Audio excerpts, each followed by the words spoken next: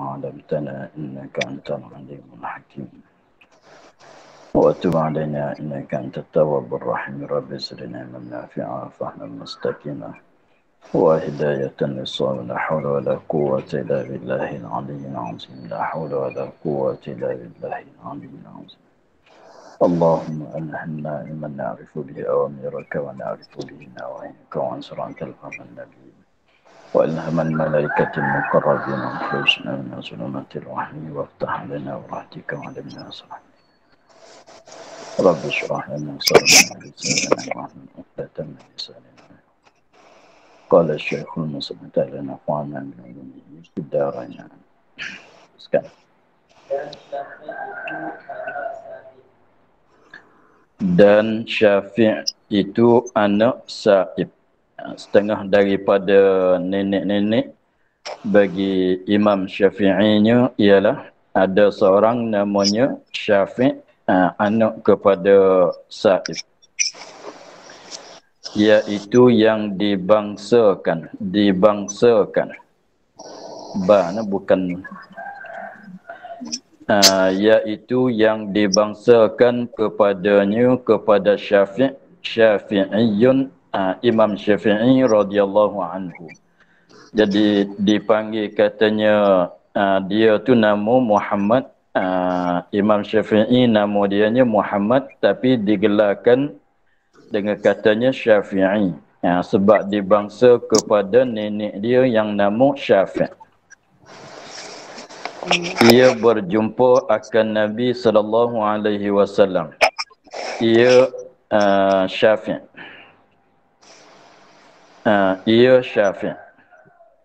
Berjumpa akan Nabi sallallahu alaihi wasallam padahal ia tengah mudanya.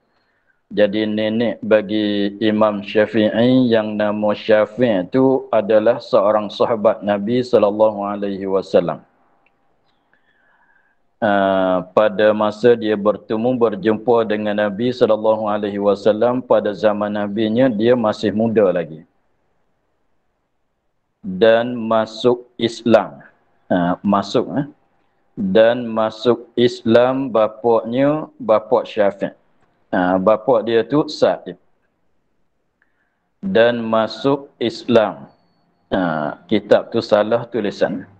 Dan masuk Islam bapa Syafi'. Siapa bapa dia? Sa'ib. Masuk Islam pada hari perang Badar. Pada masa perang Badar. Maka bahwasanya ia mempunyai tunggal Bani Hashim. Jadi pada masa peperangan Badar itu dia satu kaum satu bendera. Satu kaum satu bendera, satu kaum satu bendera. Maka golongan Bani Hashim yang dibawa bendera pada peperangan Badar itu ialah yang menanggungkan bendera ialah Sa'ib. Jadi pada masa belum pada peperangan Badar itu Sa'ib itu daripada orang musyrikin lah. Dia datang untuk nak berperang dengan Nabi sallallahu alaihi wasallam, maka keturunan Bani Hashim diketuai oleh Sa'ib ni lah. Dialah orang yang membawakan bendera. Maka ditawan ia di dalam perhimpunan orang yang kena tawan. Apabila dalam peperangan Badar itu Sa'ib tu ditawan oleh orang Islam. Ditawan oleh orang Islam dan dikumpulkan dia bersama dengan orang-orang yang kena tawan pada masa peperangan Badar. Dan ia menembuskan dirinya menebus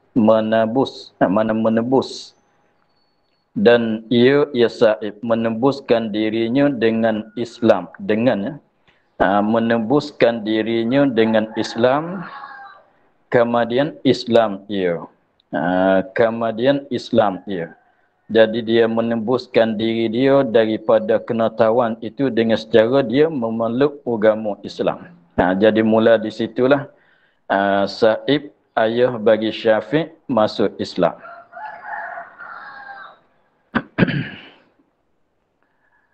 dan diperanakkan Syafi'i radhiyallahu anhu. Tempat beranak, tempat lahir Imam Syafi'inya dengan Gaza, mana di Gaza. Imam Syafi'i beranak di Gaza, Palestin.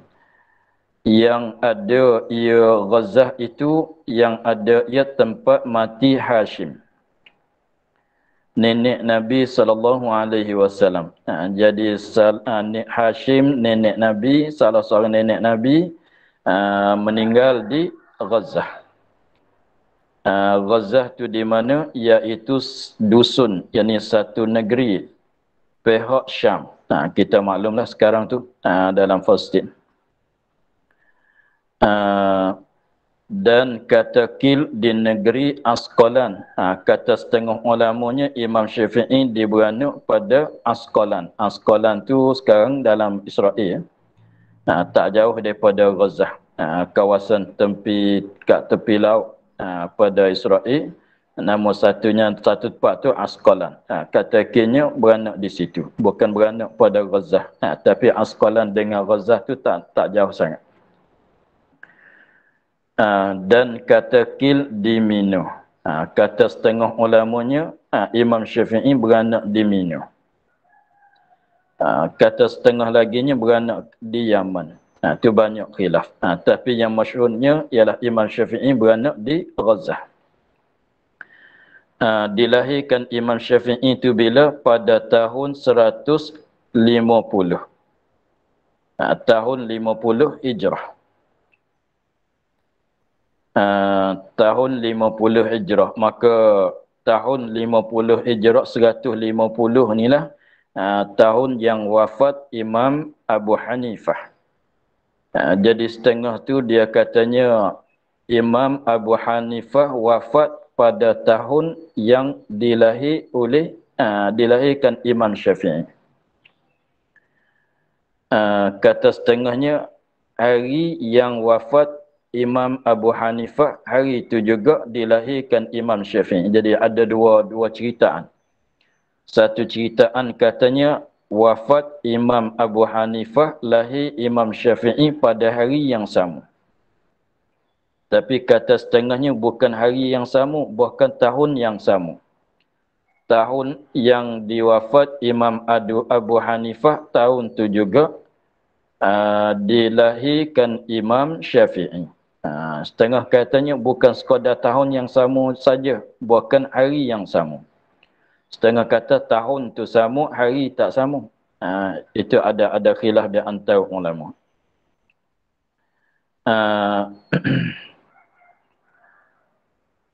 Pada tahun 150 Hijrah dilahir Imam Syafi'i. Kemudian dibawa ke Mekah.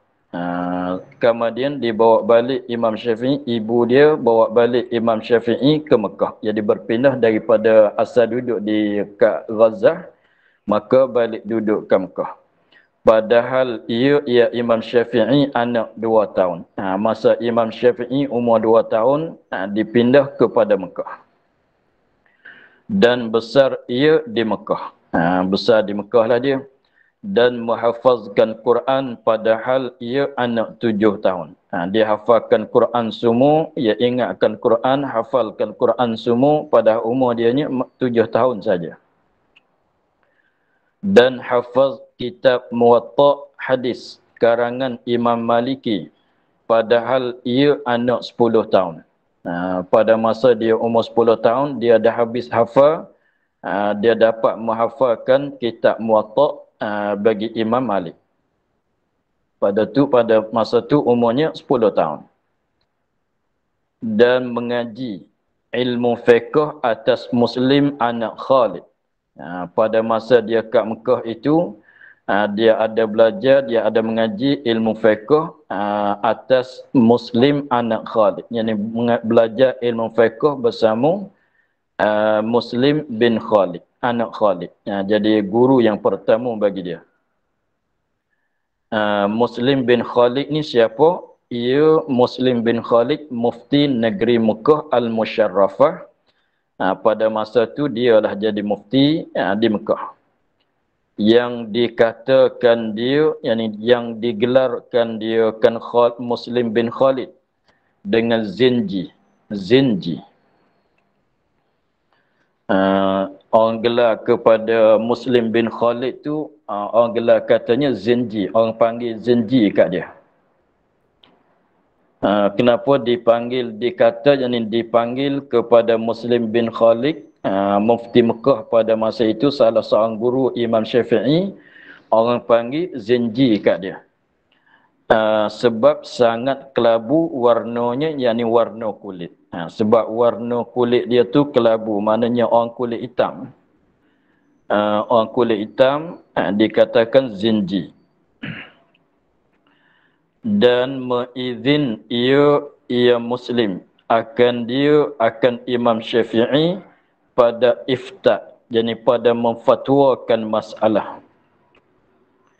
Jadi Muslim bin Khalid, guru dia, izin kepada Imam Syafi'i pada memfatwakan masalah, padahal adalah umur Syafi'i 15 tahun.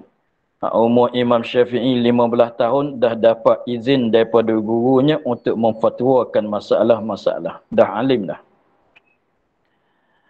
Serta bahawasanya adalah kejadian Imam Syafi'i. Kejadian ni kehidupan Imam Syafi'i. Kejadian kehidupan Imam Syafi'i itu yatim. Dia adalah seorang anak yatim pada riba ibunya. Biasanya orang Arab dia cakap kalau anak yatim dia duduk atas riba ibunya. Sebab bapa dah meninggal, tetapi bukan nak maksudnya begitulah. Maknanya biasanya kalau ada bapa dia duduk atas riba bagi bapaknya. Tetapi tidak ada bapa dah meninggal, sebab dia adalah anak yatim, maka besar dia hanya di atas riba ibu dia lah. Di dalam picit daripada kehidupan. Jadi picit mana kekurangan hidupan. Jadi orang susah lah. Dan picit kelakuan. Maksudnya dia tu anak yatim, duduk bersama ibu dalam keadaan susah kehidupan dia. Maksud dari orang fakir. Dan adalah ia pada kecilnya banyak duduk hadir majlis ulama. Jadi Imam Syafi'i pada masa dia kecil-kecil lagi dia banyak hadir, dia banyak datang kepada majlis-majlis ulama, masuk belajar.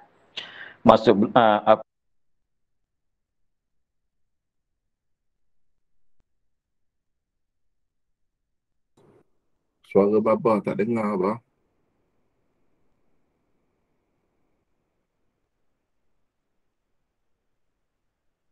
Baba tak ada suara.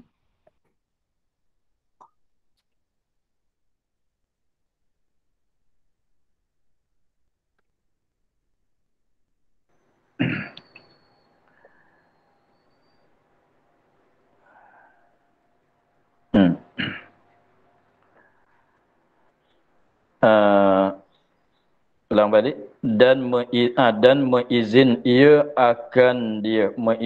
ia Muslim anak Khalid pada mu'ifta, padahal umur Syafi'i, padahal adalah umur Syafi'i 15 tahun.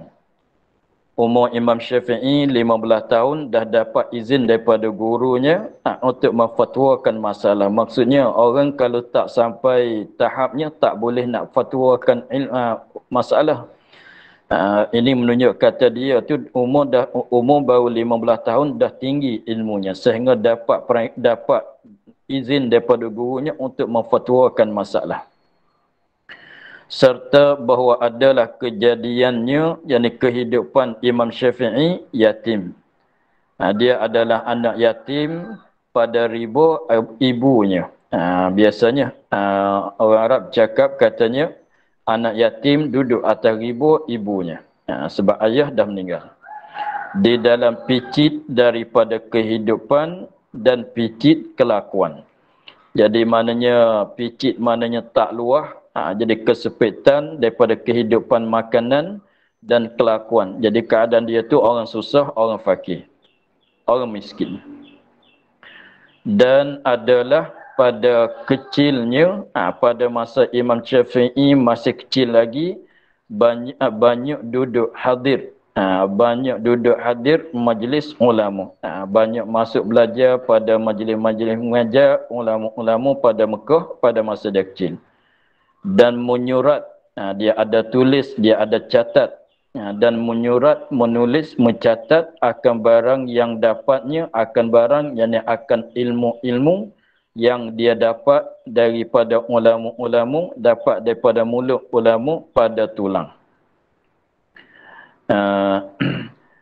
Dan yang umpamanya umpama tulang. Jadi dengan sebab dia tu orang susah, jadi nak beli kertas ke dan sebagainya, tempat-tempat benda-benda nak buat tulis, nak catat akan ilmu, maka tidak ada. Maka dia carikan tulang-tulang dan sebagainya, benda yang boleh tulang, maka dia tulis kat situlah.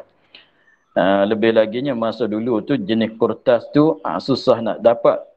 Nak tulis pada kulit pun dia orang susah, sebab nak dapat kulit kena sembelih kambing masalah. Maka dia adalah orang yang fakir miskin, maka tak dapatlah benda itu, maka tak dapat, tidak nak catatkan tulisan akan pengajian dia, dia catat pada tulang-tulang dan sebagainya. Hingga memenuh daripada tulang dan umpama akan tempat duduknya. Mudah katanya kat bilik dia duduknya penuh dengan tulang-tulang. Yang dia catat, apa yang dia belajar bersama dengan ulama-ulama pada masa dia. Kemudian berpindah ia kepada Imam Malik di Madinah Al-Munawwarah. Selepas pada dia belajar bersama dengan Muslim bin Khalid, maka dia berpindah kepada Madinah untuk nak belajar bersama dengan Imam Maliki. Dan melazim ia akan dia satu masa. Dan melazim ia, yakni tetap bersama dengan Imam Malik, tetap belajar bersama dengan Imam Malik satu masa. Kata setengahnya semenjak daripada dia datang kepada Imam Malik, dia belajar bersama dengan Imam Malik sehingga Imam Malik wafat. Apabila Imam Malik dah wafat, maka dia berpindah pula. Kemudian datang ia ke Baghdad. Kemudian pergi Imam Syafi'i kepada Baghdad. Bila tahun 195.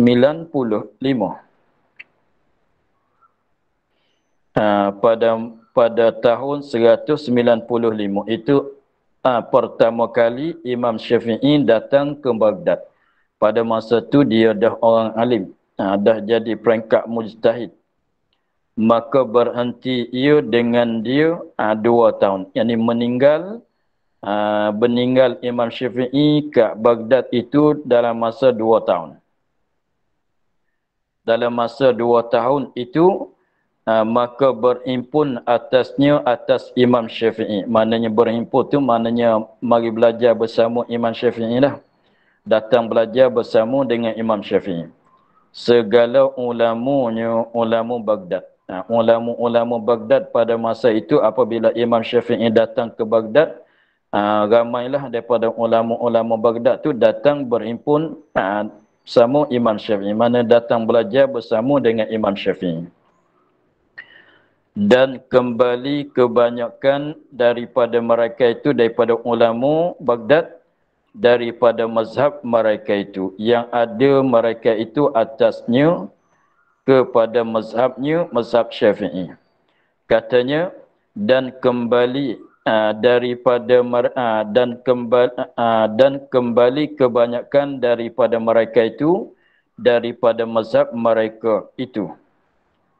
Jadi rujuk balik daripada asal mazhab dia, yang mana mazhab dia yang ada pada yang dia berlaku di atas mazhab itu, kepada mazhab Syafi'i. Jadi maknanya apabila Imam Syafi'i duduk pergi ke Baghdad, ramai daripada ulama-ulama Baghdad belajar bersama dengan Imam Syafi'i, sehingga adalah kebanyakan ulama Baghdad itu tinggal mazhab sendiri, mengikut mazhab Imam Syafi'i. mengikut mazhab, tinggalkan mazhab dia sendiri, maka dia mengikutkan mazhab Imam Syafi'i. Dan mengarang Imam Syafi'i padanya pada Baghdad kitabnya yang qadim, yakni yang dikatakan kaum qadim. Maka pada masa 2 tahun Imam Syafi'i ada Baghdad, maka setiap-tiap masalah yang difatwa oleh Imam Syafi'i, yang dikarang oleh Imam Syafi'i pada Baghdad itu dikatakan kaum qadim bagi Imam Syafi'i. Jadi perkataan yang lama. Qadim tu mana lama, qaul tu mana perkataan, mana perkara yang difatwa oleh Imam Syafi'i yang lama, yang dahulu. Jadi 2 tahun Imam Syafi'i berada kat Baghdad. Di situ pada masa 2 tahun Imam Syafi'i kat Baghdad itu dikeluarkan kaum qadim. Kemudian kembali Imam Syafi'i ke Mekah. Selepas pada 2 tahun kat Baghdad, Imam Syafi'i balik ke Mekah. Maka berhenti Imam Syafi'i, jadi mendiamilah, duduk kat Mekah tu, dengan Mekah tu satu masa. Berapa lama tu dia tak cerita di sini. Kemudian kembali pula ke Baghdad. Kemudian selepas pada duduk kat Mekah suatu masa, maka Imam Syafi'i patah balik ke Baghdad. Balik ke Baghdad kali yang kedua ini, pergi ke Baghdad kali yang kedua tahun 198.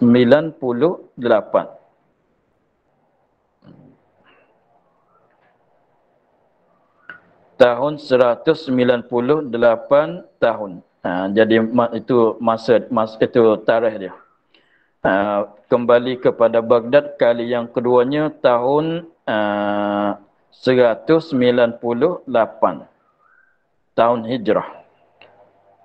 Maka berhenti kat Baghdad kali yang kedua ini sebulan saja. Jadi duduk sebulan kat Baghdad, kemudian keluar Imam Syafi'i keluar daripada Baghdad pergi ke Mesir. Pergi ke Mesir, pergi ke Kairah. Pergi ke Mesir, yakni Kairah. Dan sentiasa tetap di Mesir. Dan sentiasa Imam Syafi'i di Mesir menaburkan bagi ilmu ini, menyebarkan ilmu, menaburkan ilmu. Melazimkan bagi istighal, melazimkan, yakni tetapkan bagi istighal, yakni sibuk dengan ilmu, sibuk dengan mengajar, sibuk dengan fatwa, sibuk dengan mengarang pada jami'nya, pada masjidnya, masjid jami', masjid jami', masjid Jumaat. Jami' yakni masjid Jumaat. Pada jami'nya, jami' Imam Syafi'i yang atik. Itulah yang tempat makom dia sekarang itulah, dikatakan jami' yang atik, jami' Imam Syafi'i. Hingga kepada bahawa mengenakan dia, jadi di situlah dia berterusan dengan ilmu, mengajar fatwa, mengarang apa semua. Jadi di situlah maka setiap-tiap perkataan, setiap-tiap fatwa yang difatwa oleh Imam Syafi'i pada masa dia ada kat Mesir inilah dikatakan kaum jadid.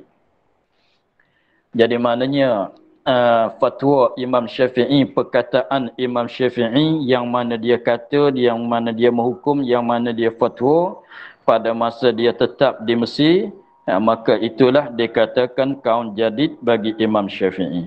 Maka pengikut Imam Syafi'i mentarjihkan bahawasanya yang rajih dalam kataan Imam Syafi'i adalah kaum jadid. Hanya melainkan ada beberapa masalah, 50 masalah saja yang rajihnya, yang kuatnya, yang rajihnya ialah kaum qadim. Selain pada 50 masalah, maka semuanya dirajihkan, dikuatkan, didahulukan akan kaum jadid bagi Imam Syafi'i. Jadi teruslah Imam Syafi'i bersibuk dengan ilmu di sana, di Mesir,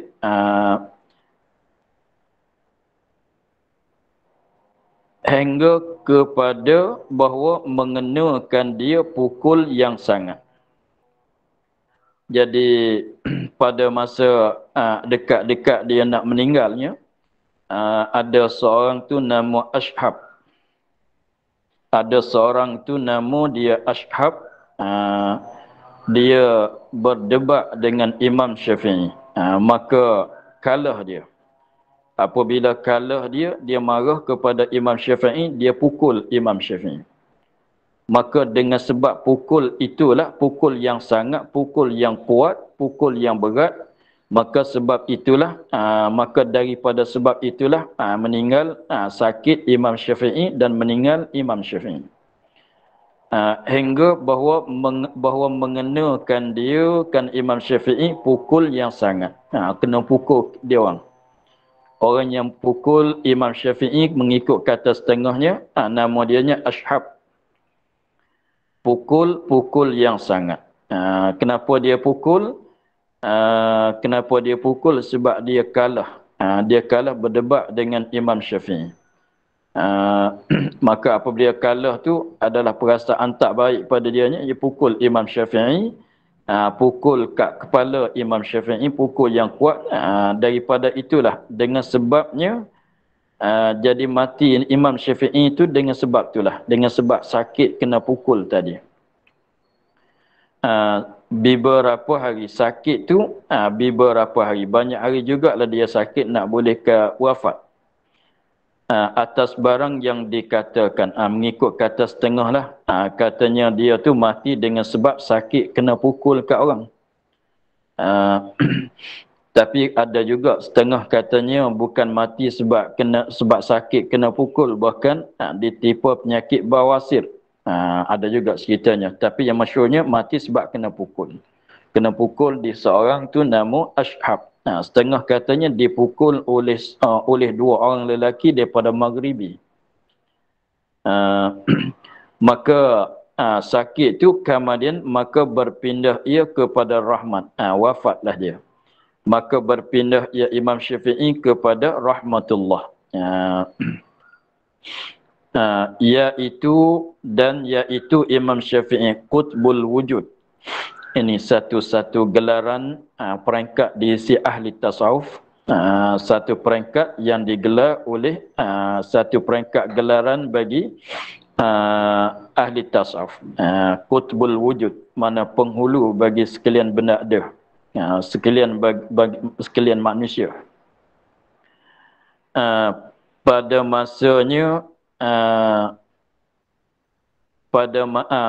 masanya masa kembali berpindah pada hari Jumaat penghabisan bulan Rajab. Jadi pada hari Jumaat hujung bulan penghabisan bukan penghabisnya. Penghabisan bulan Rajab. Pada hari Jumaat penghabisan bulan Rajab. Yani penghabisan tu maknanya hari Jumaat hujung bulan Rajab. Jadi wafat Imam Syafi'i pada hari Jumaat hujung bulan Rajab. Pada tahun 204. Pada tahun 204. Jadi umur dianya 50 lebih-lebih. Dan ditanam pada Qarafah. Tempat itulah tempat yang sekarang itulah. Yang makam dia sekarang tu dikatakan Qarafah. Kawasan tu panggil kawasan Qarafah. Tapi dulu dia panggil kawasan Qarafah, tapi sekarang tu termasuk kata kawasan Syafi'i. Kemudian daripada ditanam pada suatu tempat namanya Qarafah,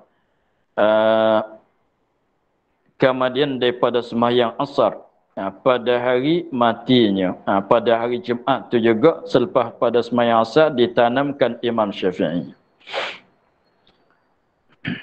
Dan bertaburan tersebar dan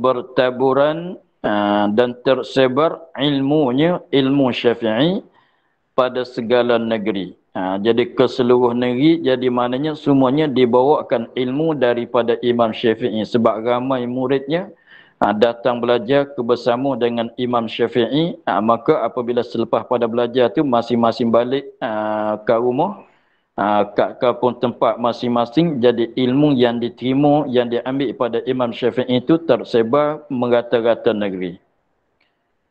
Dan didahulukan atas segala a'immah pada khilafnya dan pada muafakatnya. Jadi maknanya perkataan Imam Syafi'i didahulukan untuk beramal di atas segala a'immah pada khilafnya dan pada muafakatnya. Sekiranya kalau ada khilaf antara Imam Syafi'i dan antara perkataan Imam Syafi'i dan perkataan imam yang lain, maka kita dahulukan perkataan Imam Syafi'i. Apakah lagi kalau kataan Imam Syafi'i sepakat dengan perkataan yang lain, maka kita dahulukan beramal dengan perkataan Imam Syafi'i. Kalau ada khilaf, Imam Syafi'i kata lain, yang imam lain kata lain, maka kita mengikut perkataan Imam Syafi'i. Ini untuk kita lah, kita mazhab Syafi'i lah. Dan maka bahwasanya ia pertama orang mengeluarkan pada ilmu usulul fiqh. Maka bahwasanya ia Imam Syafi'i. Ni jaksa dia. Ni jaksa Imam Syafi'i dalam medan ilmu. Dialah orang yang pertama, dialah pertama orang yang mengeluarkan, muzahirkan dari pada ilmu usulul fiqh. Jadi mana dialah orang yang meletak asas bagi ilmu usulul fiqh. Jadi ilmu usulul fiqh tu belum pada Imam Syafi'i tu, bukan katanya orang belum pada dia tu tak pandai, semuanya tahu. Semuanya pandai, alim ke semualah ilmu usulul fiqh. Kalau tak pandai ilmu usulul fiqh tak boleh jadi mujtahid lah. Tetapi Imam Syafi'i orang pertama menyusunkan akan kaedah-kaedah ilmu usulul fiqh di dalam sebuah kitab. Dialah letak asas akan ilmu usulul fiqh. Dan pertama orang mentakrir nasikh hadis dan mansuknya. Dialah orang yang pertama menghuraikan masalah tentang hadis yang nasikh dan hadis yang mansukh. Itu bahasan dalam ilmu usulul fiqh. Jadi belum pada dianya tidak ada orang membahaskan tentang masalah nasikh daripada hadis dan mansukh daripada hadis. Dan pertama orang yang mengarang pada beberapa bab yang banyak pada fiqh. Dia juga orang yang pertama mengarangkan beberapa bab fiqh yang banyak pada ilmu fiqh.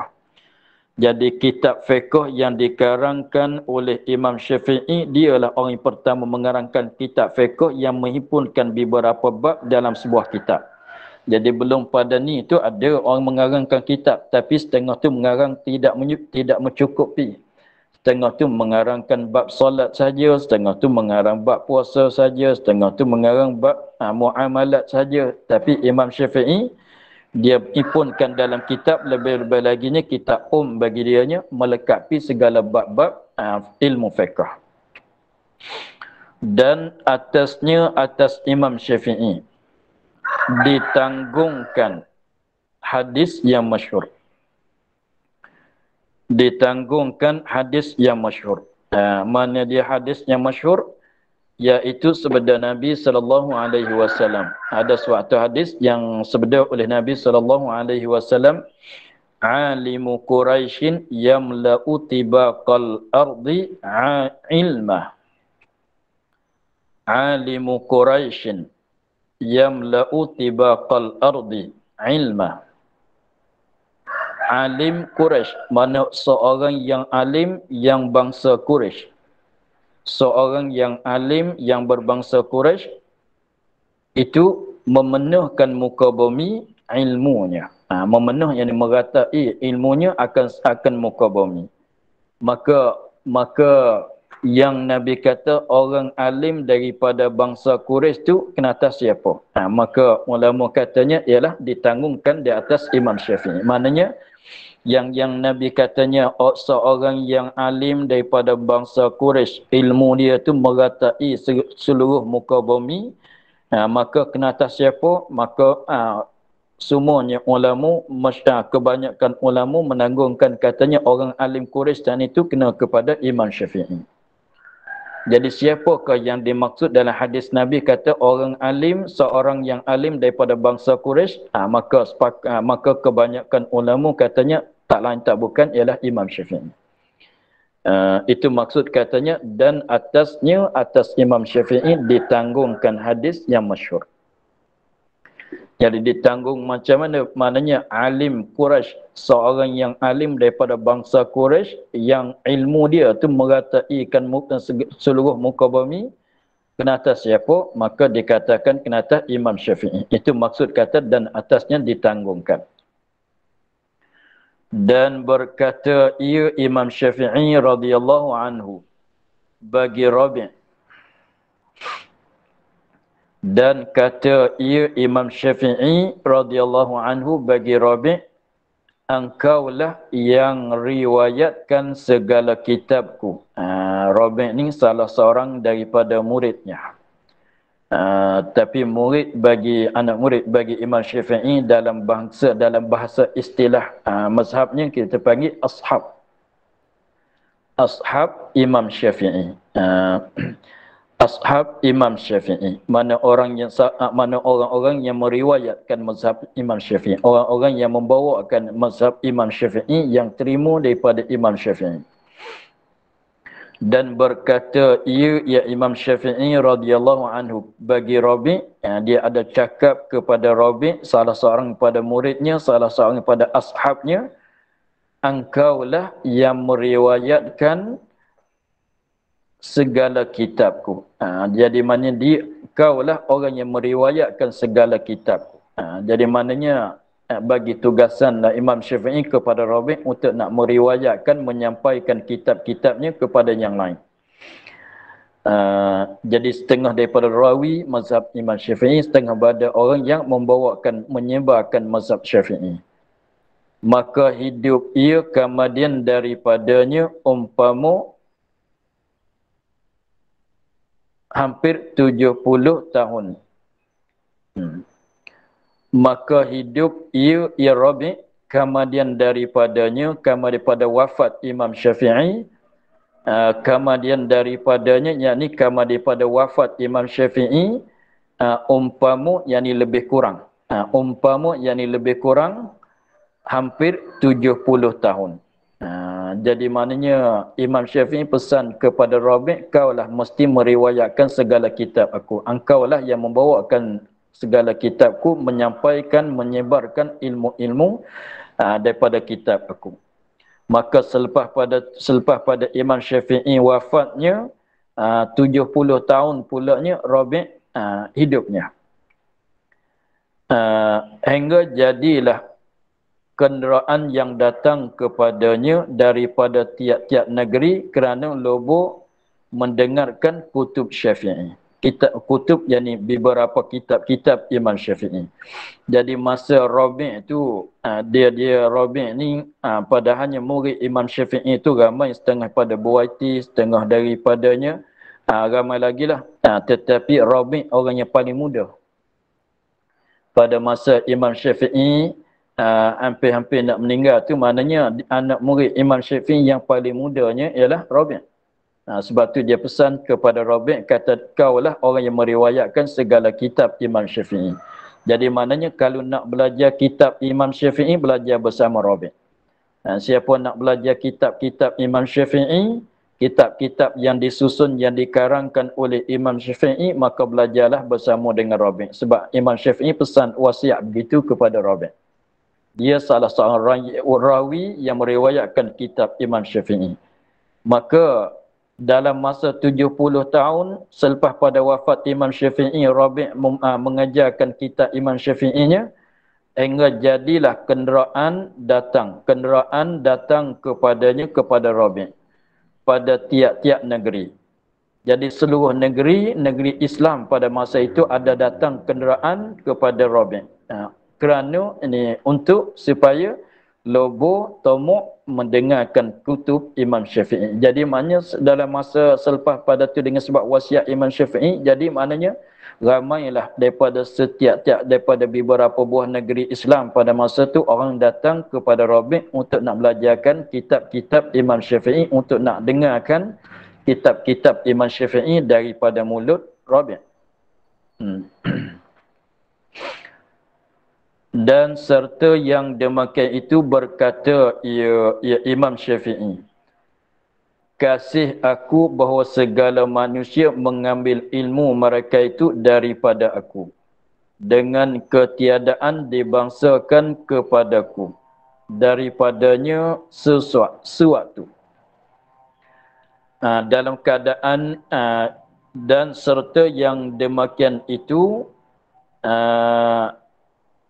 kata Imam Syafi'i bagi Rabi', engkaulah yang meriwayatkan segala kitabku.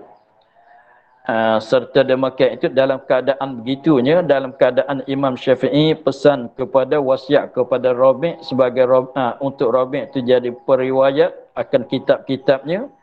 Dalam keadaan begitu, Imam Syafi'i ada kata, berkata Imam Syafi'i, dia kata apa? Dia kata dia, kasih aku suka.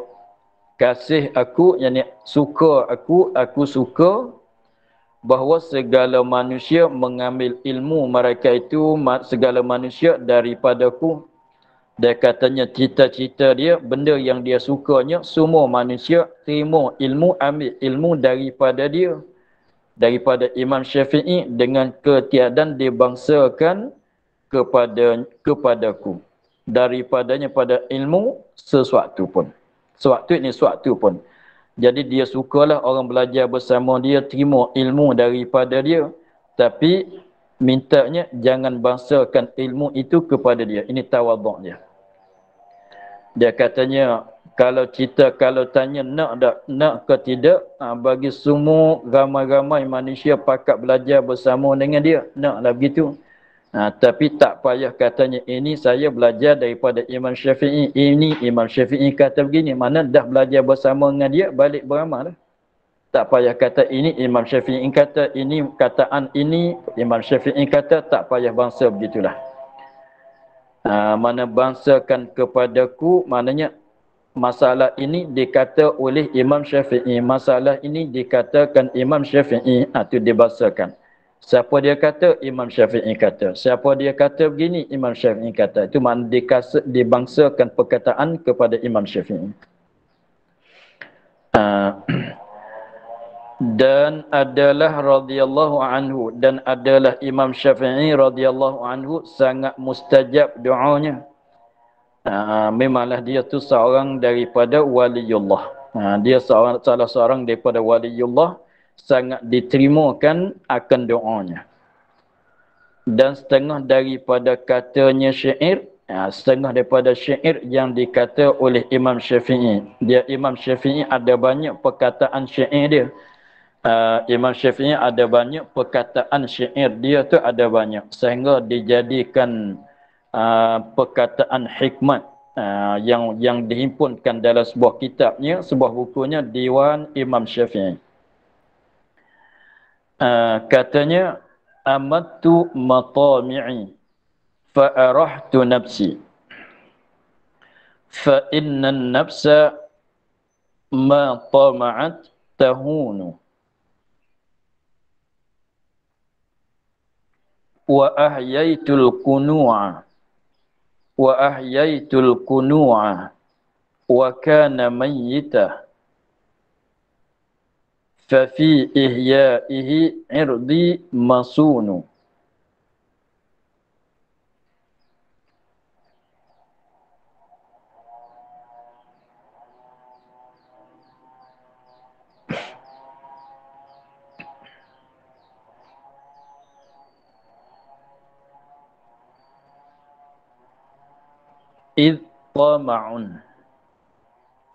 Idza tama'un yahullu biqalbi 'abdin alathu mahanatun wa 'alahu hunu Tengok akhir dia tu nun ke semuanya. Hujung dia tu nun ke semuanya. Dia yang tulis tu satu baris syair ni dia panggil satu bait. Satu baris je, sebelah kanan sebelah kiri sebelah, di tengah tu ada bunga-bunganya. Maka satu baris yang ditulis tu dikatakan satu bait. Dia panggilnya. Panggilannya. Mana 3 baris, maknanya 3 bait.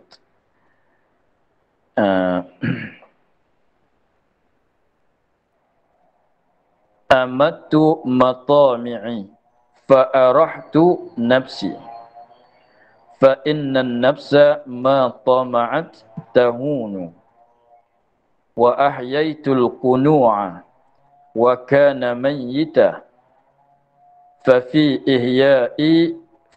ihya'ihi irdi masunu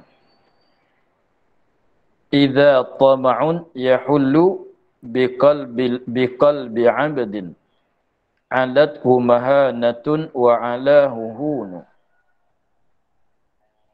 Terjemahnya, aku matikan tomokku. Aku matikan tomokku. Maksudnya, aku mematikan akan sifat tomok yang ada dalam diri aku. Aku mematikan akan sifat tomok yang ada dalam hatiku. Maknanya buanglah. Mematikan sifat tomok yang ada dalam hatiku, makna aku buangkan sifat tomok yang ada dalam hatiku. Tomok, yakni tomok kepada harta benda, harta dunia, benda-benda dunia. Tomok kepada akhirat, tomok kepada ilmu itu tak boleh nak buang, itu terpuji. Tomok kepada benda yang dicelai oleh Allah ialah tomok kepada perkara-perkara dunia. Apabila ia buangkan sifat tomok daripada hati, itu maksud kata dia mematikan sifat tomok daripada hatinya. Maka senang aku daripada diriku. Maka senang aku daripada diriku, ini daripada nafsu aku. Maka dapat senang ia daripada nafsu dia. Jadi maknanya nafsu dia tak mengarahkan dia pada buat maksiat lah. Sebab dia dibuang sifat tomok, maka dia dapat senang, dapat rasa relax, berasa senang hati dia. Tak sibuk dengan nak benda tu, nak benda ni. Tak sibuk dah sebab dia buang sifat tomok kepada dunia. Maka bahawasanya nafsu barang yang ditomokkan hina ia. Maka bahawasa nafsu barang yang ditomokkan hina ia. Jadi nafsu kalau kita biarkan nak kepada benda yang dia nafsu kalau ikut tomok dia, nafsu itu akan jadi hina. Sebab memanglah nafsu tak suka kepada benda yang mulia. Tak suka kepada benda yang baik, nafsu tak suka biasanya nafsu tak suka pada benda baik, tak suka kepada perkara yang mulia. Maka sekiranya kalau mengikut nafsu itu maka akan jadi hina. Itu maksudnya, maka bahawa nafsu barang yang ditomoknya, yang ditomokkan, yakni benda yang nafsu tomok itu ialah perkara yang hina. Maka apabila buang tomokkan nafsu, maka dapat jadi senang hati dia. Jadi cerita tadi dia mematikan sifat tomok. Memati ni buangkan sifat tomok dan aku hidupkan qanaah. Yani aku hidupkan sifat qanaah di dalam hatiku. Aku menghidupkan sifat qanaah ke dalam hatiku. Qanaah ni apa dia?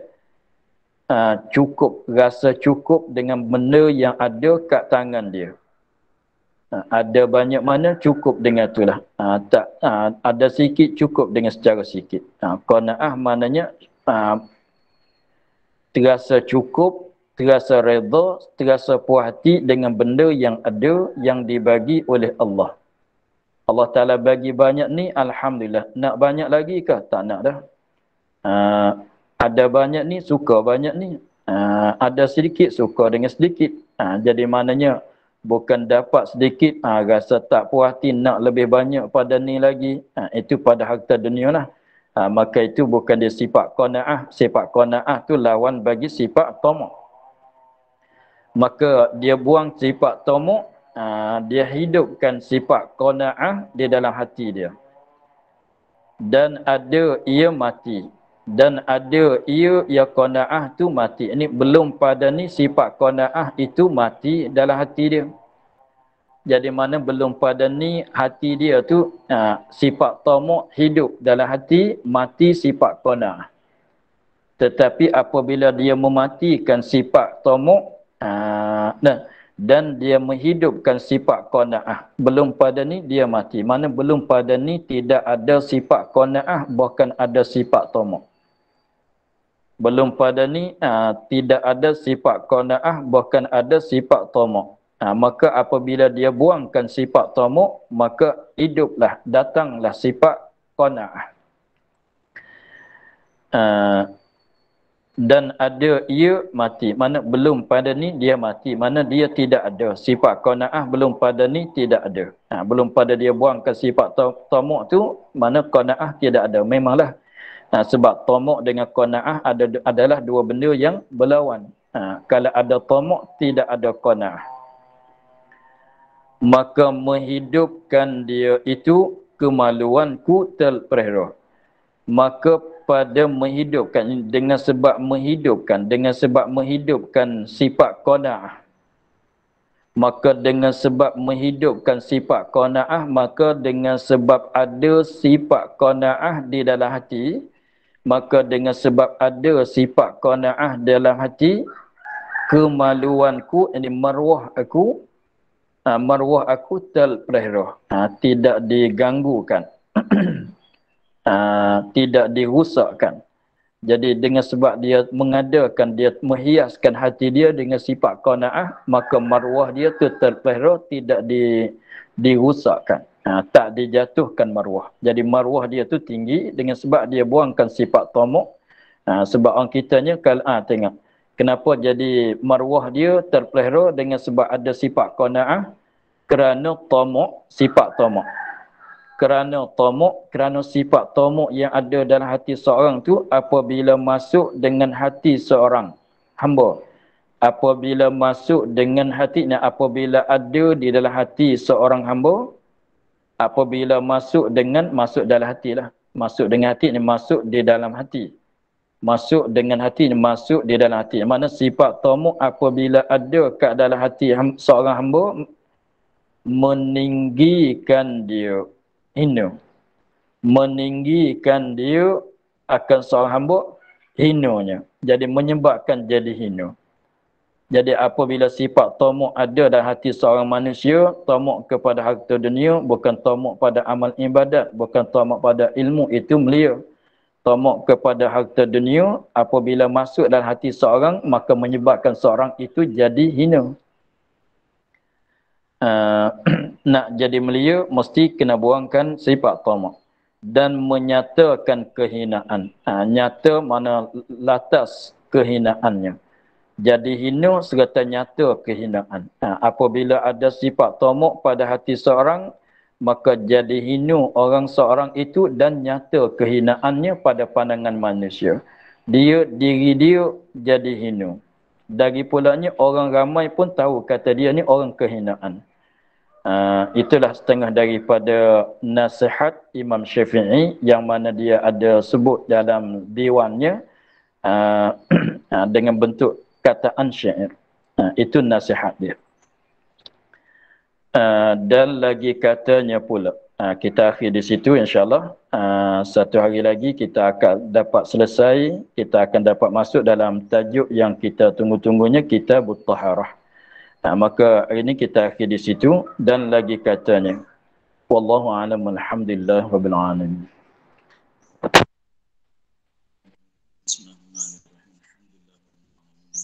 والسلام على أشرف الأنبياء والمرسلين وعلى آله وصحبه أجمعين. اللهم افتح علينا فتوح العارفين واجعلنا خالصة لوجهك الكريم. اللهم إنا نستودعك ما قرأنا وما حفظنا وما سمعنا فربنا علينا وافتح سبحان ربك رب العزة عما يصفون وسلام على المرسلين والحمد لله رب العالمين. Terima kasih Baba. Sama-sama Haji. Terima kasih Baba. Terima kasih, Abah. Sama-sama. Terima kasih, kasih, Abah. Baba. Assalamualaikum. Assalamualaikum. Terima kasih Baba. Terima kasih Baba. Assalamualaikum. Terima kasih Baba. Assalamualaikum. Terima kasih, Bapak. Terima kasih, Baba. Assalamualaikum. Terima kasih Baba. Terima kasih, Baba. Assalamualaikum. Assalamualaikum. Terima kasih Baba. Assalamualaikum.